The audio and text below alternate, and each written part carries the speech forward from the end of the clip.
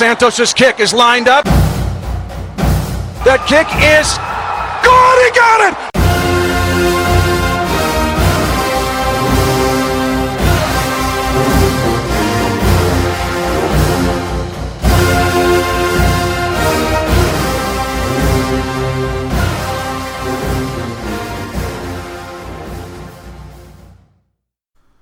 Hi there, Chiefs Kingdom. Welcome to another Arrowheads Abroad podcast special called Back to the Chiefs, with myself, Brad Simcox, and the Arrowheads Abroad Supremo, Tom Childs.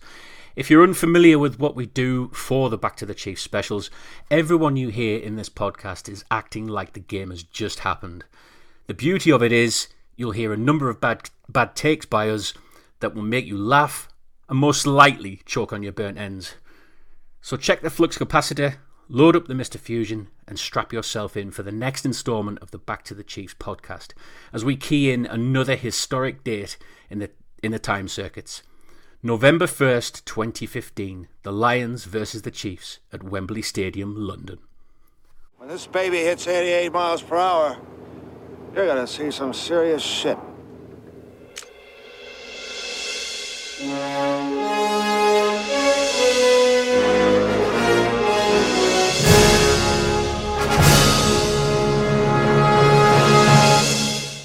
Holy hat, that was amazing. Chiefs win 45-10 in London and go 3-5 for the season. But not only that, the Kansas City Royals are World Series champions. And who better to help us celebrate both victories than a random Royals and Chiefs fan called Kent Swanson, is it? Is that right? Yeah, that's right. Thank you for having me. It's just so funny you pulled me off the internet just to come talk to you guys. I'm appreciative of the opportunity. Yeah, thanks for answering our ad. Well, it is something that Brad normally does. He has a habit about pulling random guys off the internet for random chats. You just want to make sure that you keep your distance, Ken, and it just stays at a random chat. Not the time, Tom. Oh, sorry. I'm staying in the States here. I'm staying in the States. Never going to Europe. That's a really funny term, by the way, Brad. World Series champion. World Series champion. How can you be World Series champion, as in world champion, if only like 29 teams from USA and then the one team from Canada competes? Yeah, exactly. It's doesn't hardly really make worldwide, is it? It doesn't make many sense. No, but maybe Kent will shed some light on why it's a world championship thing. I don't know. I mean, that? I don't know. I mean, the World Do you Series. question that? I don't even think about it. I mean, the name World Series happened way before I was even born. I mean, so before the world was invented. Exactly. I mean, because us Americans, I don't think there wasn't really life outside of the United States, right? Is that yeah. There's That's nothing else in this world. Yeah, no, because that's just our whole mantra here in the world, right? So, yeah, good. Yeah. I guess you're currently celebrating. You sound as though you've had a few beers. Is that right? Yeah, just a few. I haven't slept in like 48 hours. We had Halloween. I went as Left Shark for Halloween a couple days before. Watched the Royals win that night, and then we had to get up at 8 this morning to watch the Chiefs play in London in this World Series game. I'm on cloud 9. This has been one of the best 36 hours of my life. Left Shark. I made the stupid mistake, right? This is a true story, of going to a Wembley game once. And someone dressed up as Left Shark, Right Sharking Katy Perry for fancy dress. And they were standing in a line. So you had Left Shark, Katy Perry, and then Shark. And I made the stupid mistake of going up to him and going, "Which one of you is Left Shark?" Oh, my goodness. They just looked at me as like, who the is this guy? Like, is he stupid? And as soon as I said it, I realised what I said, and I just went bright red, like beetroot colour, and just walked off into the distance. And then my friend turned around to me, who hadn't heard what I said, and was like, what you gone red about? And I was like, I cannot repeat what I just said, because it's the worst thing I've ever said in my life. Like, this is the first time I've ever admitted it to anyone, that I'm basically stupid. No one ever teach you the hold up your palms trick? I mean, you can figure it out pretty quick, left, right. So, I mean, I'll show it to you sometime. If we ever meet face to face.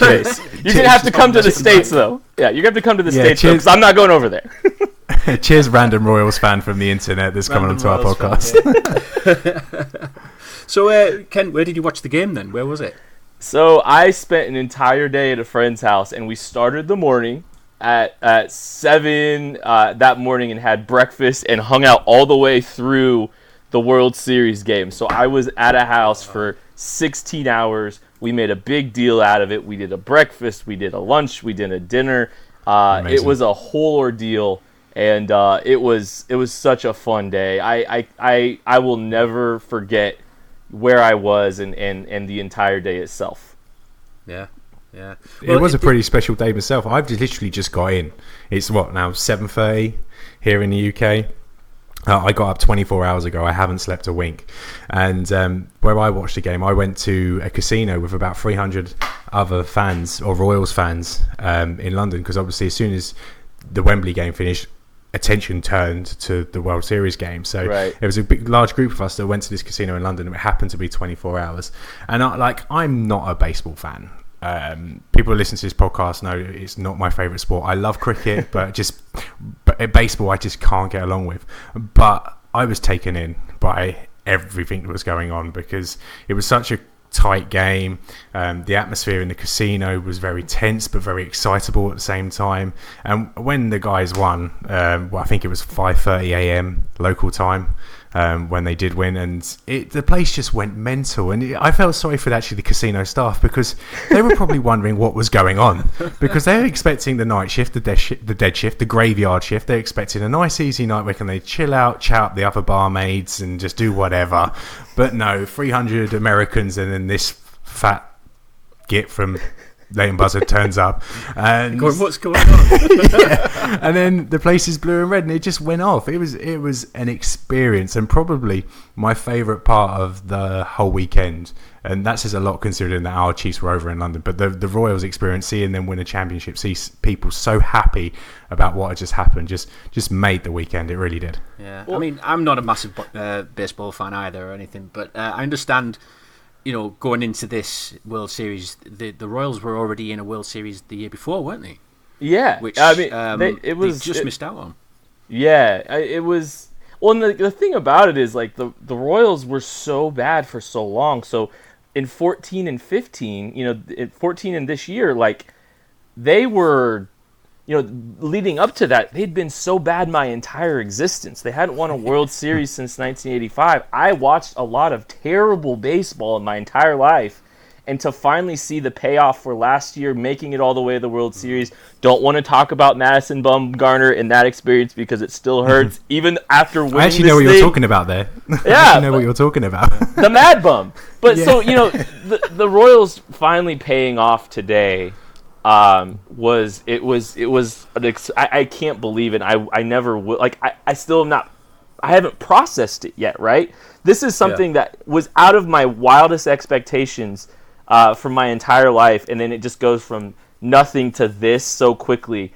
I will remember this the rest of my life, and I'm still in shock, honestly. So honestly, I've never seen a place react like it did, like the casino did when Duda missed that throw and Hosmer stole that base. Oh my gosh, how about that? That was the gutsiest thing I think I've ever seen a Royals player do. It was kind of stupid, honestly.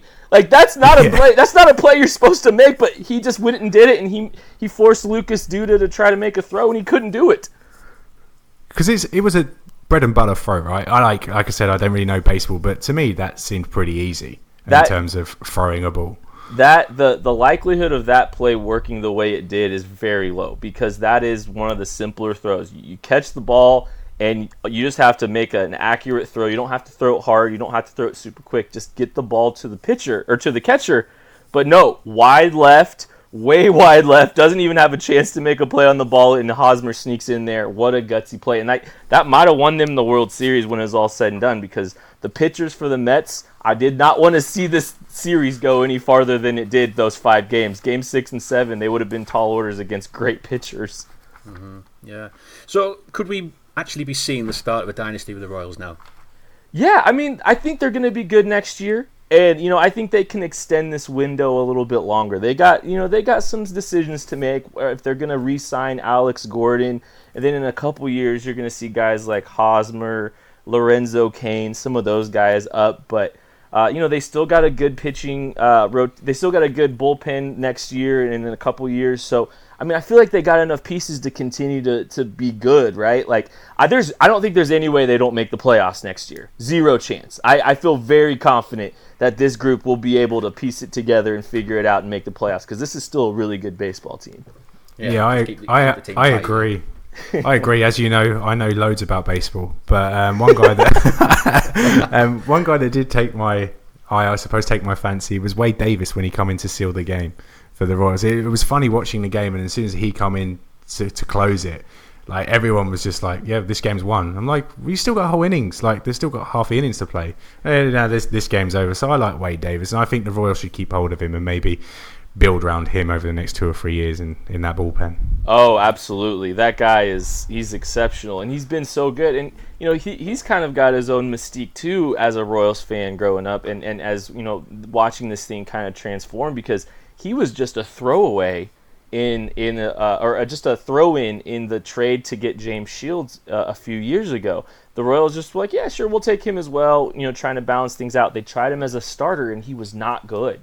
He was really bad, actually. So they brought him into the bullpen, and he just had this meteoric rise as a bullpen piece. And so, watching him, he's kind of part, a representation of the story of the Kansas City Royals and what they were able to do to kind of zig where people zag. They built one of the best bullpens in the history of baseball with a guy that was just kind of a throw-in to a big trade that they made a few years ago. It's so cool. And I think they keep him for a while.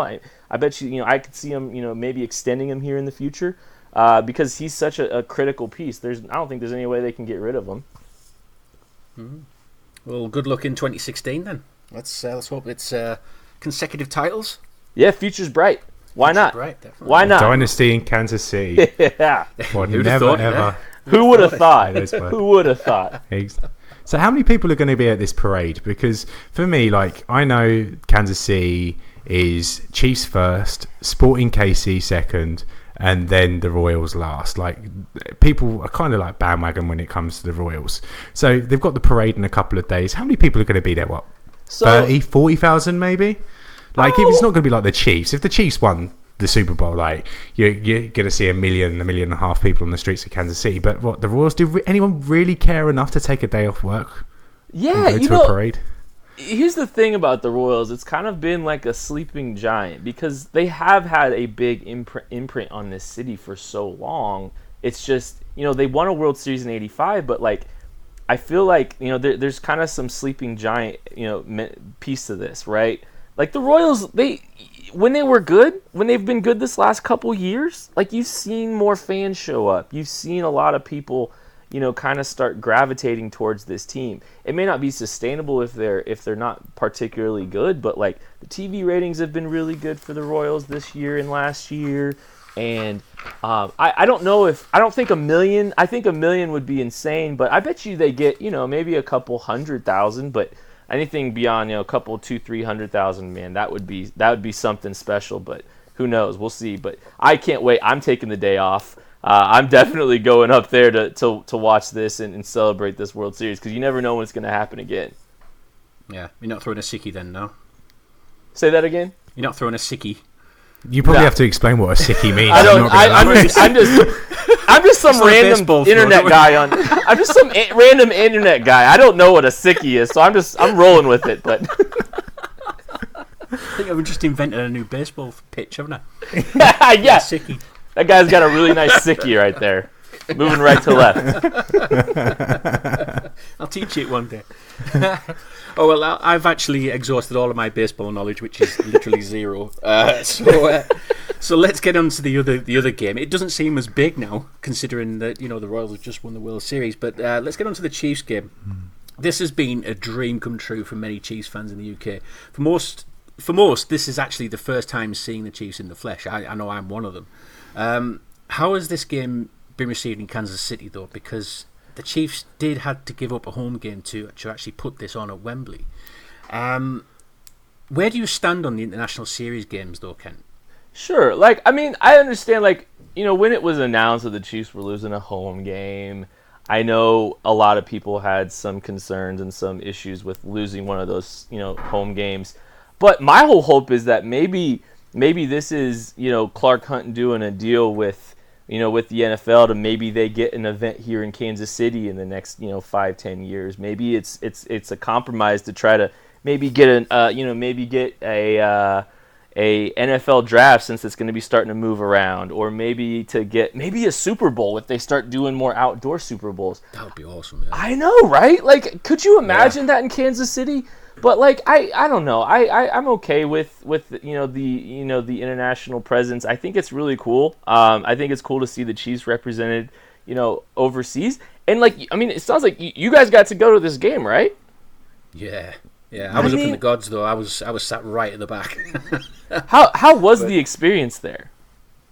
Oh, it was fantastic. I mean, if that's what it's like over in Kansas City, I'm ready to go. I'm ready to go to Kansas City to go and see it, because the atmosphere was great. There was a lot of teams represented. I think every team in the NFL was represented. But yeah, there was an Arrowhead chop in there. The tomahawk chop was in there. That was fantastic. I actually got one of them started. Did you really? In the middle of the third quarter, I was sat with Dave, who's the guy that helps present this podcast normally, and I said to him, "Right, I'm going to do it. I'm going to go for it." And so I started doing, and as I was doing it, no one was joining in. I thought, right, I need to catch someone's eye here. And so I was just like looking like intensely into other Chiefs fans' eyes, like, were you that guy? Because I was the guy right at the back. I saw you. You will join in, or I will murder you. And eventually it caught on, and then everyone is just like going around again, staring intensely, going, "You will join in, or I will murder you." But no, it was great. Like, I went to Kansas City last year. I went to see the Chiefs Raiders in December 2014, and I'm not gonna lie. Outside of tailgating, the in-stadium Arrowhead experience slightly disappointed me. Really? Oh, really? Yeah. But it was kind of like a dead game. Obviously, that last year we didn't make the playoffs, and the chances of making the playoffs is a Week 14 game. We had to beat the Raiders, but the chances were low of us actually making the playoffs.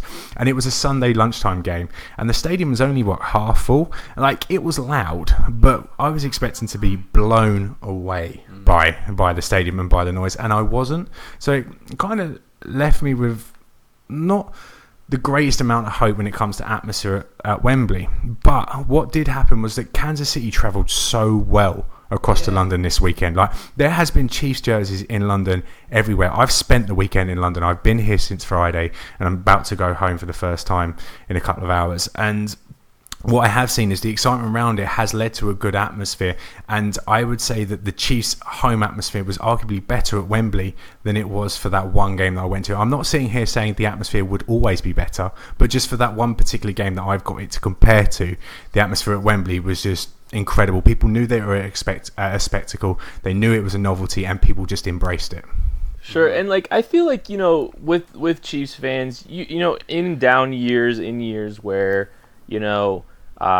maybe they're not really well positioned to win a championship potentially, or when maybe the playoffs are not quite in reach. I had season tickets during the 2012 season when they went 2-14. Oh man, it was brutal, and it was rough, and the fans, I wore a bag. Did you wear a paper bag? I wore a paper bag. I wore black and wore a paper bag, but there's a lot of people, and I think even like people care. People love the Chiefs. You saw all these people go and show up overseas to be part of that experience, to represent Kansas City. I'm sure there's some obviously there's some loyalty out there in Europe with you guys and other fans. So like, I mean, there's a lot of really great fans in Kansas City and across the Chiefs kingdom, but it just sometimes there's these elements, there's seasons where it doesn't look like it, right?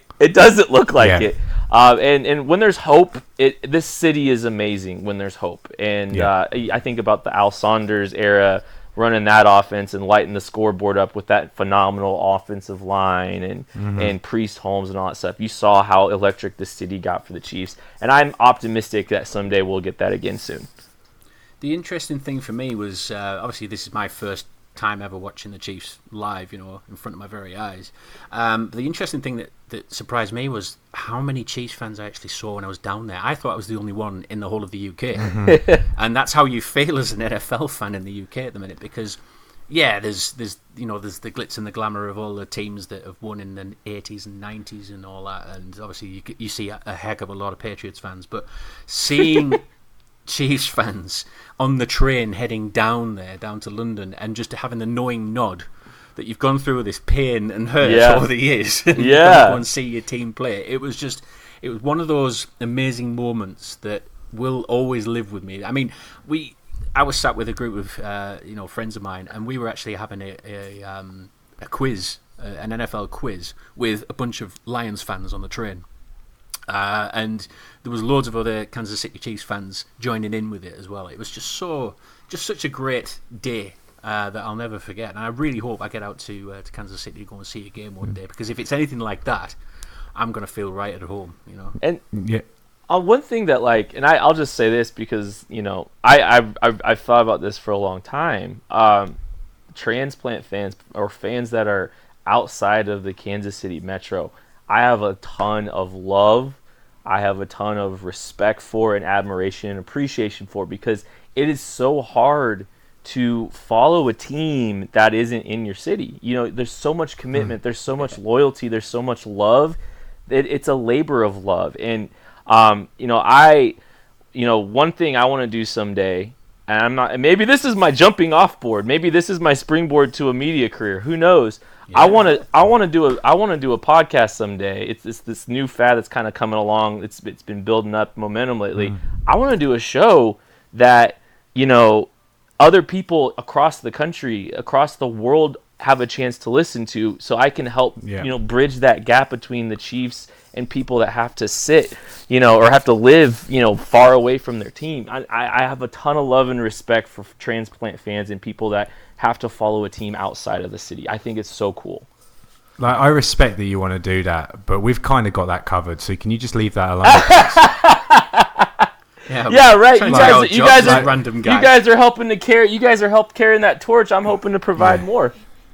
Yeah, I don't know if you've read what Arrowheads Abroad about, but basically what we do is exactly what you just said. So there's no need for you to do it as well. I know you want to start a podcast, but we've got that covered. If you decide to start a podcast with a couple of other guys that think they know what they're talking about, when it comes to defense, just say no. Just don't bother with it, Ken. Say, actually, no, I don't want to start some laboratory podcast or whatever you want to call it. Just leave it to the British guys. They know their shit, and let them roll with it. But don't you want to give the fans a multitude of options? Are you gonna harbor it yourself? I am a big fan of Monopoly, and for me, the narcissist, our Tom. Yeah, I am that guy that wants Old Kent Road through to Park Lane and Mayfair. I want the lot, and so this is my domain. This is our domain. Arrowheads Abroad have this covered. So if you want to go and start some Royals podcast, be my guest, because me and Brad aren't interested. But can you please leave the Chiefs podcast and the writing, whatever you want to do, to us? We are the experts here. Brad, before Kent butts in again, I actually have a really good idea. I think people struggle with the draft. And draft prospects. So I thought that me and you could actually put our knowledge out there and create a draft guide. We won't charge as much as £6 because that's extortionate. We charge like £2 or £3, and then we'll have it out there April. We'll rank all the prospects in order, and so when people come to the draft, they know what they're talking about, and then they can go, "Hey, top quality content from Tom and Brad from Arrowheads Abroad." How does it sound? Yeah. That'll never work. Never work. No, but I've read one before, and to be honest, it wasn't very good. It didn't really help me. But yeah, maybe we can lead off that and maybe make it a little bit better ourselves. Yeah, game analysis. Yeah. Yeah, watching a bit of tape, going through all of that. Yeah. Yeah. I've got all the time in the world. I can sit there and watch college prospects all day. Yeah. Yeah. Yeah, exactly. But it's back to the Wembley experience. Sorry. So back to the Wembley experience before we went off on a tangent there. Stupid idea from Kent. The whole weekend has been incredible. Like, I've been in London since Friday, and on Friday, the Chiefs put on a pub party in Trafalgar Square. Now, I don't know if you know London very well, Kent, but Trafalgar Square is smack bang in the middle of London. Like, you've got the Houses of Parliament, a 2-minute walk away. Buckingham Palace is a 5-minute walk away. The Thames is a 2-minute walk away. Like, it is, couldn't be more central. It is the hub of London, Trafalgar Square. But what the Chiefs did, and I loved it, they took over a pub. And they invited all the season ticket holders across from Kansas City to this pub. And they invited a few British Chiefs fans. And so, like, we got there. Me and a few select. Brad wasn't invited. No. Got there. I'm the riotous one, aren't I? And they said, the Chiefs said to me, they said, "Oh, you guys are on the list." So we got up to the door and they said, "Tom Childs, Arrowhead's abroad. We should be on the guest list." And the people on the door were checking the guest list. And they were like, "Sorry, your name's not on the list." And I thought, "Oh, balls. I've invited 5 people here to come down, mate, and giving it Billy Big Bollocks, and they're not even on the list." I was like, "Oh, can you check the list again, please?" So she checked the list. Checking it. Okay, I'll check the other list. What the Chiefs had done, this is how great this organisation is. They put us on the VIP list. Wow. So when we walked in, all like the peasants and whatnot were down in the normal bit, all the season ticket holders. But what they did with us, they put us up in the top tier, and we went to the top tier, walked up the stairs, all you can eat, all you can drink, and whatnot. So you've got beer, food, barman, Clark Hunt, Roger Goodell, Will Shields, Christian Okoye, and I was like, what is going on here? And it was just the maddest experience. Literally, just all these people that you've seen on the internet, you've seen on TV, like your heroes, Will Shields, and especially Will Shields. Like when I started watching the Chiefs, Will Shields was the guy. I like you alluded to earlier. That run game is what made me a Chiefs fan. So yeah, that whole offensive line was incredible. So yeah, I'm sitting there talking to Will Shields, and next thing you know, Clark Hunt is holding an Arrowheads Abroad poster. We've got photos of it. It was just the most surreal experience, and it's just little touches like that just make the Chiefs special. How big-headed do you sound? VIP guest lists and with the players and stuff. You'll be making your own YouTube channel next. Yeah, I know. Who does that? I know. No, it's just big head. Anyway, that's amazing. That's amazing. Yeah, that's so cool. Yeah, it sounds good, that, doesn't it? It sounds really fun. I wasn't invited, so yeah, I'm not bitter about it. I wouldn't be either. I mean, that sounds like a great experience, though, and especially coming from being an overseas fan, getting to see that kind of experience. I couldn't imagine. Yeah, it was pretty incredible. The whole weekend's just been awesome. So yeah, maybe we should talk about the actual game now, because we're 26 minutes into this podcast. We are, and we haven't even talked about Alex Smith yet. Well, let's talk about him yet, because there was actually one player that I was really looking forward to seeing, and he wasn't there. Jamal Charles injured for this game, which really upset me, because he really is my favourite Chief of all time. And when I saw him go down injured, was it the Bears game? Was it? Yeah. I was gutted, because I knew that the game coming up, or one of the games coming up, was actually the London game, and I thought he's not going to be there, and I felt really, really upset. But what we know from Jamal Charles is he does come back better and stronger, and just like he did in 2012. And I'm really looking forward to getting him back the next year and just seeing what he can do. But Jamal Charles was one of those that I really was upset, about not seeing. But we didn't really miss him in this game, did we? Because we actually had Charkandrick West and Spencer Ware doing the business in this game. Mainly Charkandrick West, really. So the future does look bright with the running backs. What do you think, Tom? Who? Basically, what? Who? I didn't know who Charkandrick West and Spencer Ware were before this game. I'm not going to lie. They did look good. Charkandrick West especially. He looks like he's going to be the starter to fill in for Jamal Charles, and I was reasonably impressed. Okay, the Lions didn't put up much of a fight, but they still had a job to do, and West and Ware did very well. West scored a nice touchdown weaving, and then obviously Ware used his power. Maybe like we're going to see a thunder and lightning with them too. But yeah, I enjoyed from what I saw. Like, Ken, you pretend to know a little bit about draft prospects and stuff like that. What was your opinion on Charkandrick West and Spencer Ware coming out?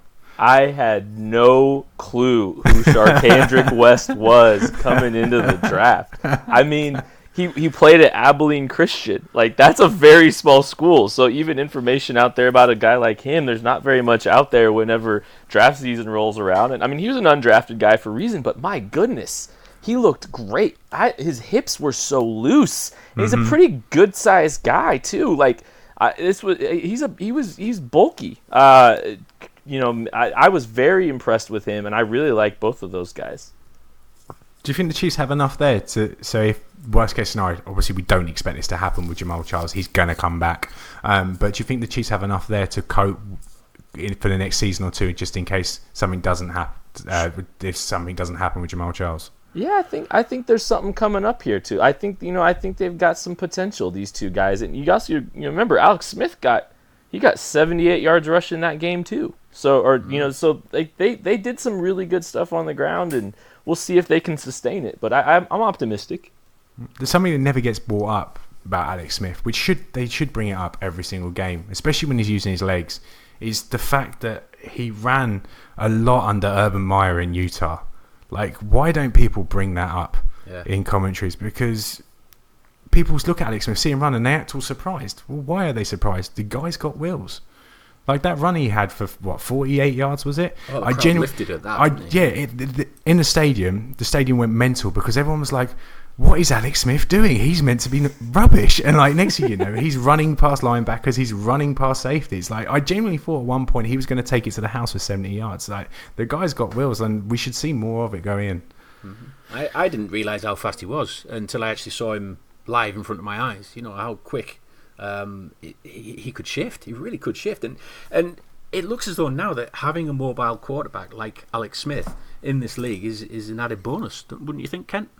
I totally agree. I mean, how the league is going, you're seeing a desire to get more athleticism at that position. It's starting to become a trend here, and I think Andy Reid's done a good job of kind of utilizing. You talk about some of the stuff he did at Utah. I think Andy Reid's kind of starting to integrate a little bit of that spread offense there. So we'll see if he keeps adding more and more to that, because that could be really fun, especially with his legs like that. Mm-hmm. Should we shift on to the defensive side of the ball? Because there's some really interesting prospects on this, especially the likes of Marcus Peters. He continues to impress, although it wasn't his usual high production that we've come to see over the first few games. But do you think quarterbacks now are actually running a little scared and throwing in his direction, do you think? Oh, I would be a little bit nervous if I was a quarterback trying to go up against Marcus Peters. This guy is very intriguing. His ability, his instincts, his ball skills, they are onto something with this guy. I imagine Marcus Peters will be a Chief for a long time. This guy is here to stay. He is for real. I am so excited about Marcus Peters' future in Kansas City. Yeah, and what I like about the guy is not necessarily his play, but his professionalism. When you look at him, you see a guy that's clearly a team guy, a coach's guy, likes to get coached, doesn't argue with the refs. It just seems like a guy that's grown up, and he's a shadow of that guy that they were talking about coming out of college. Apparently, the reason why he dropped is because he misbehaved in college and whatnot. But I don't see that. I see the ultimate professional in Marcus Peters, and I think the Chiefs, okay, they've got the 5th-year option, but I don't think the Chiefs should leave it past year 2 or year 3 before getting him the contract, because I'm going to say it, the guy's going to be a Chiefs Ring of Honor player. He's going to be a Hall of Famer. Like, we are going to his Hall of Fame induction. We all three of us, Kent, you're invited as well. We're going to go to his Chiefs induction because that guy is going to produce 4 years. Yeah, and Bob Sutton just knows how to position him as well. Well, that's because Bob Sutton's a genius. Yeah. Bob Sutton is a genius. Yeah. Well, and I think Marcus is taken really well. You said it. He's taken really well to that coaching. All these concerns about Marcus Peters coming out, everybody was scared. They thought there were some attitude issues. He's really responded well to this coaching staff. He's been respectful. He has, been. He's been. I don't want to say a model teammate, but he's been pretty close to it. I don't see any. I think he's done a great job responding, and this was just a growing up point for him, obviously. So I'm very excited. And Bob Sutton, you're right. He did a great job. I love me some Bob Sutton. Yeah. And opposite Marcus Peters, you've obviously got the ultimate professional in Sean Smith as well. There's another guy that's not going to get any trouble for the Chiefs. So you've got a tandem that you can probably rely on for the next 5 or 6 years, and then obviously you need to find another guy to replace Sean Smith eventually. But Sean Smith, that has been one hell of a signing from John Dorsey. It was one of the first signings John Dorsey made. He picked him up from Miami and plugged him in, and he has been brilliant. And I just like the look of that tandem. You've got Marcus Peters, who's slightly shorter, a bit more of a ball hawk, and then you've got Sean Smith, who's just so physically imposing. And I just think with teamed up with Eric Berry and Ron Parker, you've just got one hell of a backfield there that you just can't pass on in today's league. If Matt Stafford and Calvin Johnson can't pass on him, who is going to pass on him? Yeah, well, I mean, Sean Smith, I mean, he's I think he got a season high 5 solo tackles this game. 3 pass deflections. He played excellently well, and I think he actually got an interception as well. He did. So yeah, it seems as though we're sort of at cornerback for quite a few years now with Peters and Smith. I think they're our number one choice for the next at least 3-4 years at least. So yeah, it's very exciting about that, and it was nice to see as well from UK fans' perspective. The favourites such as Justin Houston. Again, I think he got an interception as well, which all these like fan favourites have really, really helped the Chiefs along in this game. Justin Houston is playing up. Go on, Ken. Sorry. Oh, I think Justin Houston dropped into coverage on that interception too. So I mean, should be doing that more. Maybe. I mean, they might be onto something there. You see it, that big ball production dropping in coverage. There's no way that ends badly. I mean, just good stuff coming from that perspective too. And he's really playing up to his contract. Like, he obviously had the monster season last year, got 22 sacks. Obviously, he held out a little bit. They had to wait until the last possible day to sign him before he had to go under the franchise tag, and they got that contract sorted. And he's earning 106 million, is it, over the next 6 years? Every penny. Yeah, worth every penny, 100%. Like, the way he started this season, okay, the Chiefs themselves as a team haven't got off to a great start, but he looks like he's going to live up to his contract. He's very healthy. He's always going to play a number of games. So yeah, the contract signing of Justin Houston is probably one of John Dorsey's more shrewd moves since he's come to town. Well, the next two games are going to be interesting as well. They're going to be quite vital. We've got on the road at Denver, and we've also got on the road at San Diego as well. If the Chiefs can get something out of either of those games, could we expect a resurgence by the Chiefs, or do you think the season is already over, having lost Charles and considering the bad start the Chiefs have had so far? I'll go first. I'll go first. I'll jump in on this one. Sorry, Ken. No, you're good. No, I'm going to jump in first because you know everything, mate. Yeah, well, I was kind of annoyed because the Chiefs playing in London, it was a game that I obviously wanted the Chiefs to win because they were there in front of me. But the bigger picture of me was thinking, this team needs to tank. And I really, really, really want them to tank because there's no way in hell they're going to make the playoffs now, are they? Let's be honest. So they should, if they tank, they can go for, obviously, the higher draft pick. And then I'm looking at some of the guys that come out, like some of the quarterbacks you've got, like Jared Goff and Carson Wentz. They could be handy if we decided we wanted to move on from Alex Smith. But there's some other good players that's going to be drafted next year, and I'm sitting there thinking, yeah, let's tank and go at the top of the draft. Like Ezekiel Elliott, he looks like he might be okay.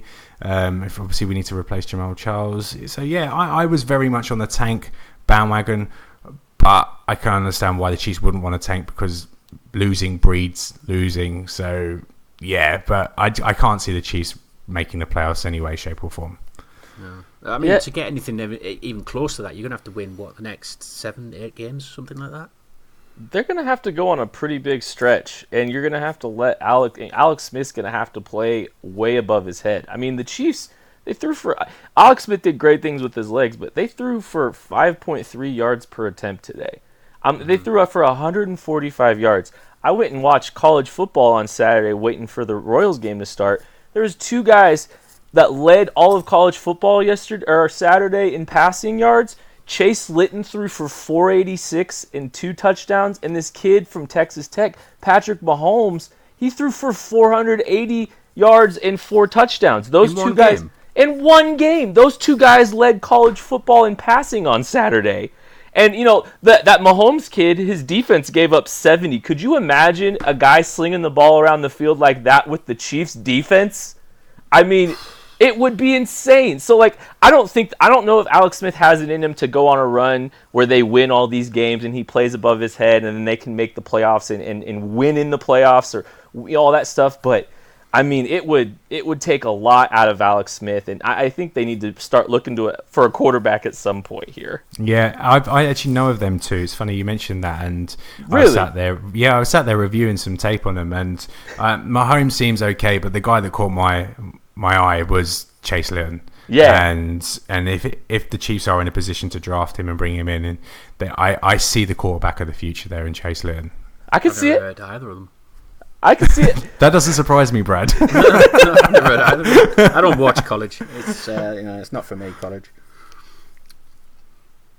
Well, that was That awkward. was a conversation killer, wasn't it? Yeah. That was a conversation killer. I don't watch college. End of story. So many people just unsubscribed to our draft guide that we're writing in 6 months' time. Now, I'll go on Tom's judgment on this because he is like the oracle of the Arrowheads Abroad. So I'm happy to go with his judgment on it. But yeah, if they're throwing up 400 plus yards, then yeah, I'm all for it. But I still believe that Alex Smith has got a Super Bowl in him. So I'm very much on the don't tank, but see how the season goes, and then maybe plan for next year. I don't know. Maybe next year they'll finally end the drought and win a playoff game. Maybe 2016 will be the year. Yeah, that's I think the Alex one. Smith will lead it. I think he will. You could be right. Wow. You could be right. Yeah. So, Kent, will the Chiefs be heading back to London anytime soon? I hope so. So it gives you guys an opportunity to do that again because I think that was a really cool experience. And if they have to give up another home game, they have to give up another home game. That's not going to go down too well, is it? Who knows? It's not going to go down well at all. Well, if they get an NFL draft out of it or something, that would be worth it, I think. But Yeah. And we have to remember that Clark Hunt was kind of forced to do this because he's been the head of the international committee for a number of years now. So sure. for years and years and years, he's been signing off on these teams to give up home games and probably suggesting to some teams that they should give up a home game due to attendances and whatnot. So he kind of had to put his money where his mouth was eventually and probably lead by example. So he had to do it. It's not the worst game to lose. It's the Lions. If it's not like they're giving up the Broncos, the Chargers, or like someone like the Packers coming to Arrowhead, it's the Lions. Does anyone really care about the Lions? Like the result was a foregone conclusion anyway. So yeah, they will do it again. I've heard rumours that the NFL is going to start in Mexico. Mexico? We have a good fan base over there. Apparently so. So that sounds like a disaster waiting to happen. As far as I'm concerned, Mexicans are into Shakira concerts and that's about it. So yeah, the audacity. Yeah. Well, let's put it this way: if you've got the Azteca Stadium or something like that, and they have to choose between a Shakira concert and an NFL game, they're gonna choose the Shakira concert because they know that will pull in the punters. And they would be wrong. Love my Chiefs. Love my Chiefs. So let's finish this by saying our predictions for the rest of the season. What do you think? How are the Chiefs going to finish this season? What do you think, Tom? As long as Peyton Manning doesn't break the record for all-time passing yards against the Chiefs next week or 2 weeks' time after bye, I don't care, to be honest. Can he get the flu or something? If you look at the second half of the season, they've got the Browns, the Bills, some teams they should be. I think the Chiefs can probably rescue a 500 season. From 3-5, yeah, I think 8-8, middle of the road pick, and then end up, I don't know, picking someone like Shaq Lawson or Darren Lee, maybe from Ohio State, maybe someone like that. Yeah, but Derek Johnson's replacement potentially. Yeah. What about you, Kent?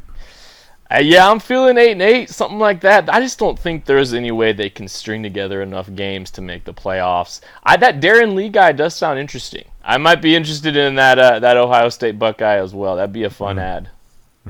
For sure. Yeah. Well, I'm thinking. I think the next game at Denver is going to be really tough. When you're going to play like Peyton Manning, he's ready. He's going to be hungry for that record, isn't he? So I think that's going to be the nail in the coffin for the Chiefs going forward. And I'm not convinced we're going to get another win.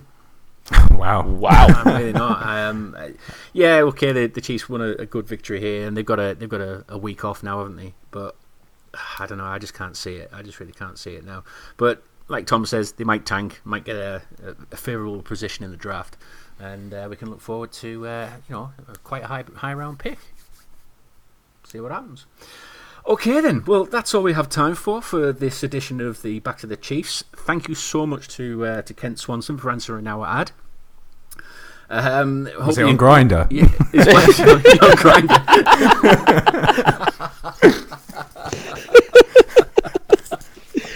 It wasn't, I promise. It wasn't Grindr, no. We hope you've enjoyed these specials so far. We do have other games to revisit that could even go further back in the Chiefs' history. In fact, let us know in your podcast review which games you would like us to cover next, and don't forget to leave us a 5-star rating as well, because it really does help us and we really appreciate it. So, from one kingdom to another, we'll speak to you again soon.